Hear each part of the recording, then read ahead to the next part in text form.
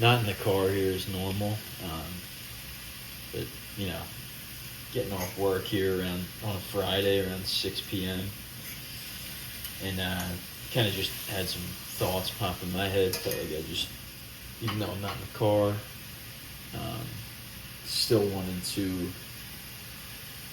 record this, while it was hot in my head. But it's, yesterday. Yesterday was a Thursday. Had work in the office as I normally would Thursday. And I don't know, maybe it was just because I didn't have the best sleep the night before, or some other factors. Stressful day at work, maybe. But I had a lot of self-doubt in my pursuit of, my goals here. But, on the side here with the fitness industry. Had a lot of self-doubt, lack of motivation, lack of clarity, brain fog, kind of just down in the dumps, comparing myself to others out there who've had much more success. And I think, as I'm getting older here, I'm starting to realize, I used to just kind of let that get me down and think that it's that it's just, because I was having self-doubt, that just wasn't okay, that I couldn't pursue my goals. And I'm starting to realize now that, there's so many days in the year and it's just inevitable, especially early in the journey. It's just inevitable that some days you're going to have that self-doubt and lack of motivation. And now, looking back, reflecting on yesterday and how I felt, I think I've identified a mindset or a few key areas that I think moving forward, myself and anyone listening should take into consideration and enact on a day lacking motivation, having a ton of self-doubt, and just feeling, not the best about your pursuit and your future.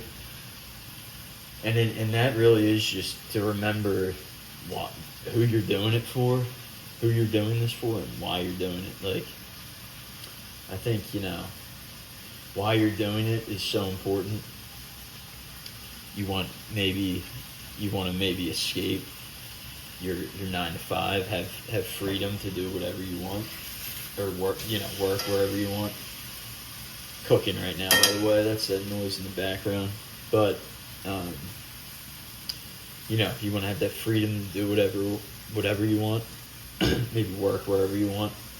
You want to pursue your passions, work in the industry you've always wanted to, what you dreamed of, what you love to do. Maybe help others achieve their fitness dreams like you have. So first, you want to even with that self-doubt, you want to remember why. Like, think, if the self-doubt makes you feel like you want to quit, think 5-10 years down the line, be like, shit, if I quit now, like I won't reach my full potential. I won't get there. Just remember why you're doing it and have that motivate you. You have those reasons. Quitting now, letting the self-doubt creep in and take over, is just going to destroy those dreams. You will never, you're going to have that self-doubt and lack of motivation on certain days. You can't let that get to your head on a long-term basis there. Again, just think down the line. You'll thank yourself for not letting the self-doubt creep in, and just know that, days of self-doubt, bad days are just going to happen, especially at the start. Probably more bad days than good, to be honest. And then, secondly, I think, at least for me, just remember, who you're doing it for, which is a part of why you're doing it, but who you're doing it for. Like, I think, think of my parents who put in so much time and effort for me. that's really mainly, the the only people I owe it to. I would say you owe it to yourself. Maybe more than anything. But I think if you're blessed enough to have parents who actually supported you and let you do what you wanted to do and gave you a ton of freedom, put you through, paid for your education, put you through school, and just wanted to see you succeed, like you owe it to them. You owe it to them to be mentally tough and to get through those days of self doubt. And then just again, like I'd take that long term type of mindset, long term frame. Just think 10 years down the line and put yourself in your parents' shoes. Like, what would they want you to do in this spot? Would they, they'll be there to support you. Like, if maybe they potentially would be, at least. Maybe if you went to them expressing your self doubt, they might have your back.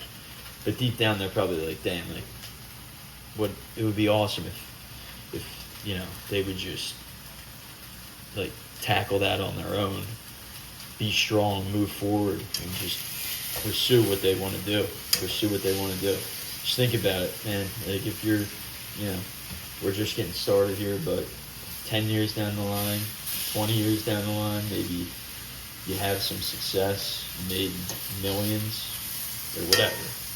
You were successful. Like, just think about how proud your parents would be, how proud your family would be, and how happy you would be that you didn't let that self-doubt destroy you or take over in that small situation. And, today I'm feeling good. Cranked out a lot of content today, put a lot out there.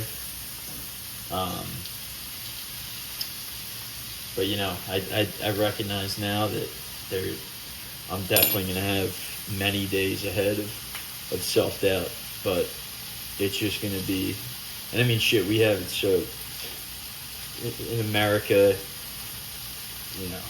good family life, I have it so easy compared to some people out there. Like, I owe it to myself, I owe it to the world, really.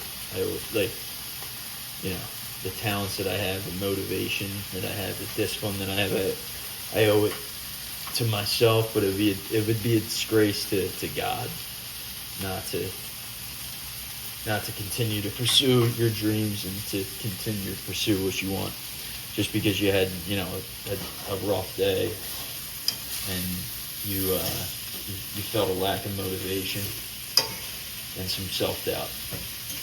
So again, I break that down 3 ways. Remember why you're doing it. Remember who you're doing it for. And for me, doing it for is the most important thing. Just, I owe so many people in my life credit.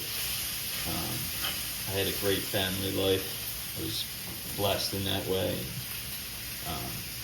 I owe them nothing but my best efforts, no matter what it takes. So you can't let that self-doubt creep in. Remember why you're doing it, who you're doing it for. And just keep, if you're a religious person at all, maybe keep God in mind as well.